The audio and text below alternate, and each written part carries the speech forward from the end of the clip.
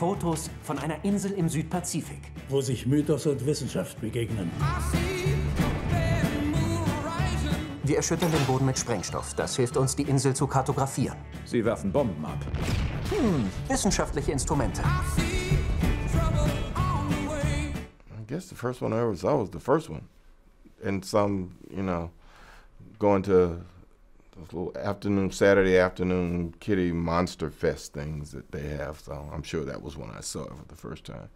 And, you know, it was exciting for us to leave the theater and pretend, you know, King Kong was chasing us home from the movie theater, or we were chasing it, and pretend to do that for days on end. And then, you know, the next one comes and the next one comes. And when this one comes along and they say, well, yeah, they're doing another one and they kind of want you to be in it. Go, yeah, all right.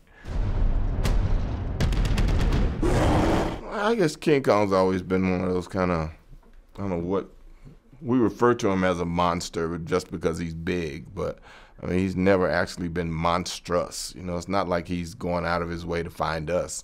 We've always found ways to invade his space or to pick on him in specific kinds of ways. And we know he has empathy because, you know, he likes girls. You always see the love in his eyes or whatever, and you kind of feel sorry for him. So just leave him alone, you know?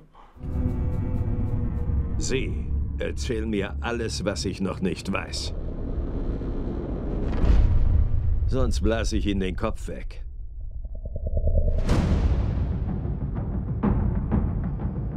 Because it's Vietnam, and because, I mean, that's what you guys want. Somebody suggested that early on, too, when we first started doing the film. It's like, no, that's not quite what I'm doing. I mean, the time reference and the Army reference and all those things, I mean, they mean different things to different people. That was a different kind of quest.